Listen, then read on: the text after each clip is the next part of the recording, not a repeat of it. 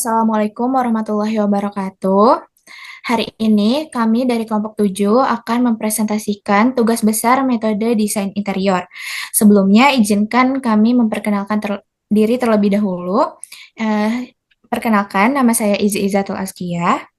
Nama saya Nafisya Maeswari.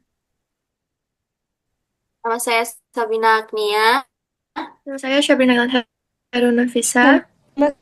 saya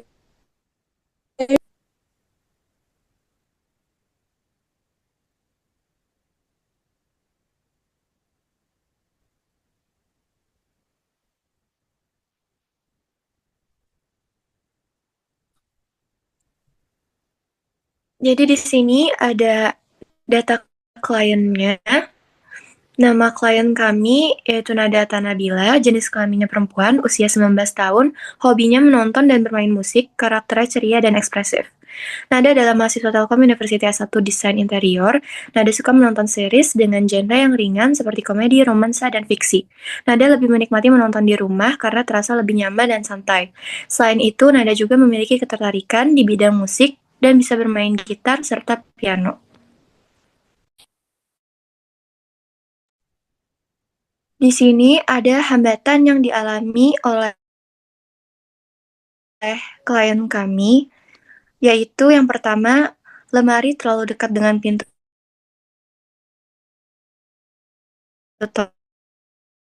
toilet,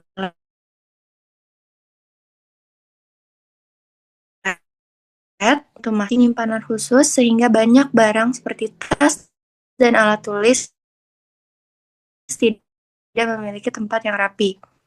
Dan yang terakhir, stop kontak kurang perlu.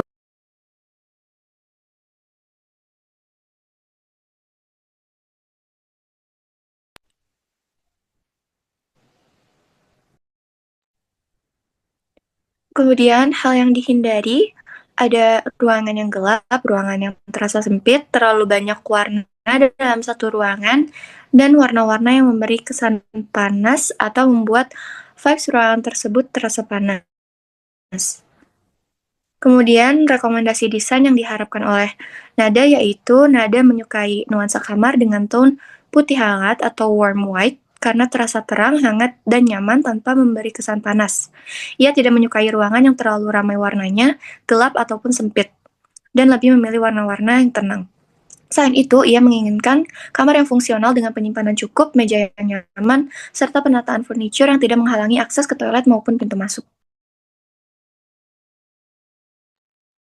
Kemudian di sini terdapat tabel aktivitas Nada dari Senin sampai Jumat. Di jam 6 sampai 6.15 ada bangun tidur, zona private, kebutuhan ruangannya kamar tidur. Jam 6.15 sampai 6.45 mandi, zona service, kebutuhan ruang kamar mandi. Jam 6.45 sampai 7.30 makan dan persiapan, zonanya semi private, kebutuhan ruangannya di ruang makan. Jam 7.30 sampai jam 12 Nada berkuliah di kampus. Jam 12 sampai jam 12.30 Nada makan siang di rumah, zonanya semi private, kebutuhan ruangannya ruang makan. Kemudian jam 12.30 sampai jam 16.00 Nada istirahat atau mengerjakan tugas di zona private, kebutuhan ruangannya kamar tidur. Jam 17.00 sampai jam 20.00 Nada pergi ke gym. Kemudian jam 20.30 sampai jam 21.30 makan malam di luar. Kemudian jam 21.30 sampai jam 22.00 bersih-bersih dan persiapan untuk tidur. Zona yang dipakai service dan private, kebutuhan ruangannya kamar mandi dan kamar tidur. Kemudian jam 22.00 sampai jam 6.00 tidur menggunakan zona private, kebutuhan ruangannya adalah kamar tidur.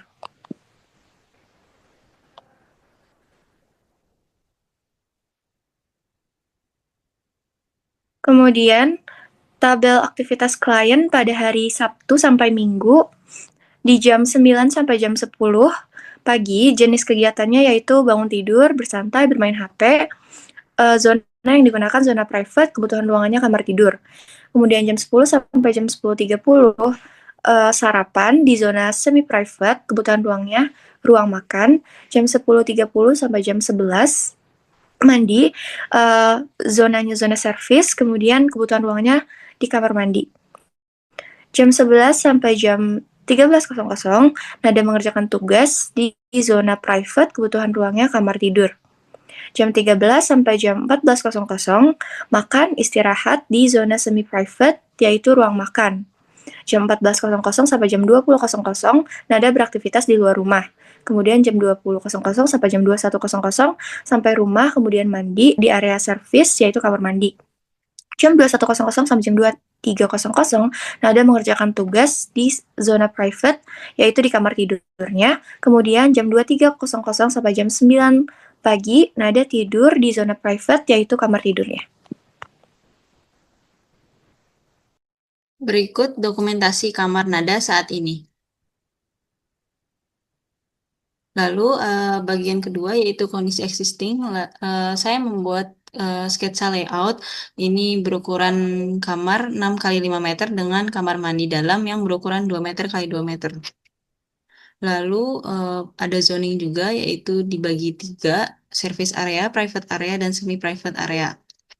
Lalu blocking ada 4 jenis yang berbeda yaitu area kamar mandi, area penyimpanan, area sirkulasi, dan area istirahat. Lalu analisis kondisi ruangnya yaitu penataan furnitur. Tempat tidur yang berada di tengah ruangan memberi sirkulasi ruang gerak yang luas, yang menyebabkan user melakukan banyak aktivitas seperti mengerjakan tugas dan lain-lain. Lalu ada peletakan meja TV yang sejajar dengan kasur memberi banyak space di tengah ruangan. Lalu tempat tidur diletakkan di tengah dengan akses dari 2 sisi, meja kecil dan rak buku di sudut memberikan ruang gerak yang cukup. Lalu elemen interior ruangnya yaitu dinding dengan mayoritas warna berwarna putih atau netral mendukung kesan bersih dan terang. Lalu juga terlihat minim dekorasi, hanya terdapat poster dan jam dinding yang menunjukkan gaya minimalis. Lalu bukaan dan penghawaan pada ruang kamar nada ini yaitu memiliki penghawaan jenis cross ventilation dengan 2 jendela dan 2 pintu memberikan sirkulasi udara yang cukup baik. Dan juga ada kipas angin sebagai elemen pendukung. Lalu pencahayaan dengan lampu plafon cukup baik untuk mendukung aktivitas. Pencahayaan alami yang diberikan juga cukup baik ketika siang hari. Lalu bukaan dan penghawaan di kamar mandi ini terdapat ventilasi di bagian atas kiri dinding guna memberikan sirkulasi udara yang cukup untuk membantu menjaga kelembapan serta pintu dengan bukaan ke dalam. Lalu posisi toilet yang berdekatan dengan bak mandi membuat area manuver cukup terbatas. Namun dengan hal itu area di sekitarnya menjadi lebih luas dan lega. Nah, selanjutnya itu ada analisis kondisi ruang untuk material ruangnya. Pada lantai itu menggunakan keramik putih mengkilap yang mudah dibersihkan dan sifat dari keramiknya itu memantulkan cahaya, namun bisa terasa dingin dan licin. Untuk dindingnya sendiri menggunakan cat tembok biasa tanpa panel atau wallpaper, dan beberapa kabel terlihat menggantung yang mengganggu estetika. Untuk langit-langitnya menggunakan plafon datar berwarna putih dengan list profil minimal, tidak terlihat ada plafon dekoratif. Dan terakhir untuk karpet, terdapat ada karpet besar berbulu di beberapa area yang membantu menambah kenyamanan dan insulasi akustik. Selanjutnya, untuk material ruang pada kamar mandi menggunakan dinding keramik guna menjaga kelembapan ruangan dengan lantai bertekstur yang memberikan efek anti-slip agar tidak licin. Selanjutnya ada problem desain. Yang pertama ada lemari depan toilet terlalu dekat, jadi menghalangi untuk ketika buka toilet. Yang kedua ada meja yang digunakan memiliki tinggi yang cukup rendah, mirip dengan meja yang diperuntukkan bagi posisi duduk di lantai. Hal ini kerap menyebabkan rasa pegal terutama apabila digunakan dalam durasi yang cukup lama. Yang ketiga ada masih banyak barang yang belum memiliki tempat yang jelas seperti tas serta peralatan tulis yang saat ini belum ditata secara optimal. Yang keempat ada posisi stop kontak yang terbilang cukup jauh dan jumlahnya juga terbatas sehingga pengguna perlu menggunakan kabel ekstensi apabila ingin mengakses listrik dari area tempat tidur. Lalu ada brainstorming. Berikut adalah mind map yang sudah dibuat. Klien membutuhkan ruang yang fungsional dengan penyimpanan yang cukup, kamar yang nyaman, penataan furnitur yang baik. Tone kamar yang diinginkan klien adalah berwarna putih hangat karena terasa terang, hangat, dan nyaman. Karakter dari klien sendiri adalah suka menghabiskan waktunya sendiri, suka mengeksplor hal baru yang dianggap menarik, dan klien menginginkan ruangan yang nyaman dan sesuai dengan ketertarikan dan hobi klien. Sehingga kami menyimpulkan bahwa ruangan tersebut bisa kita berikan menjadi ke Japanese style untuk memberikan suasana hangat pada ruangan karena memiliki tone ruangan yang netral dan alami, dan minimalis style sebagai pemenuhan kebutuhan klien yang menginginkan ruangan yang fungsional.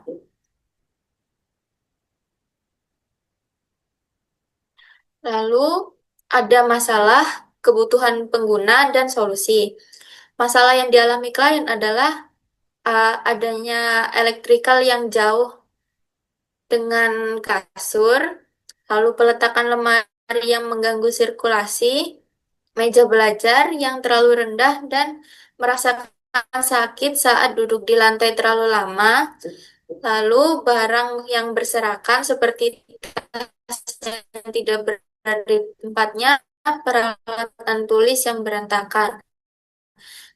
Kebutuhan pengguna karena pengguna suka space bermain musik seperti gitar akustik, lalu suka berolahraga, menginginkan space olahraga dengan alat barbel, lalu suka menonton film di rumah dengan genre komedi, romansa, dan fiksi, sehingga menginginkan adalah menambahkan rak-rak sebagai tempat penyimpanan tambahan, mengganti meja yang sesuai dengan tinggi badan, menambahkan kursi belajar yang satu paket dengan meja belajar, memindahkan lemari agar tidak mengganggu sirkulasi kamar mandi, dan memberikan stop kontak atau elektrikal di dekat kasur.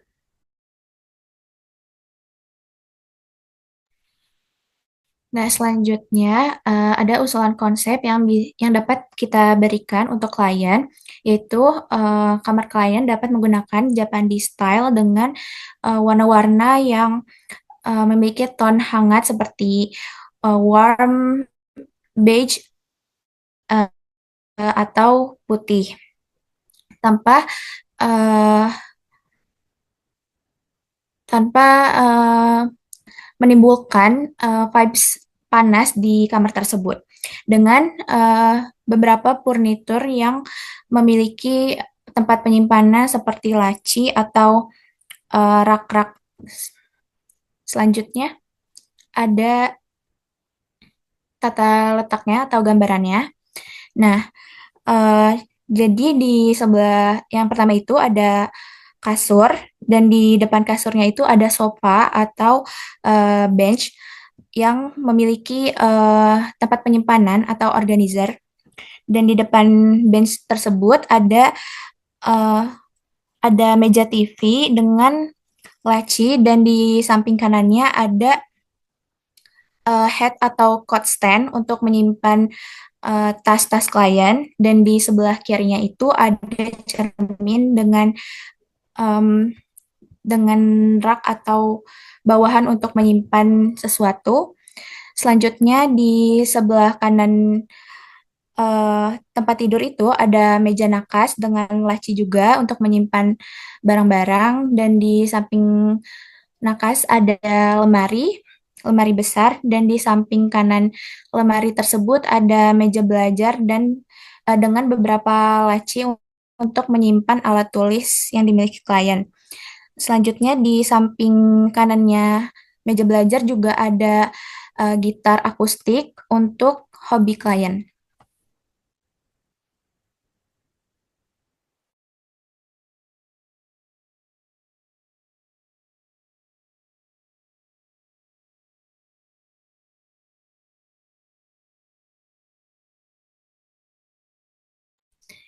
Baik, cukup sekian dari kelompok 7, dari kelompok kami. Mohon maaf bila ada kekurangan. Sekian, terima kasih.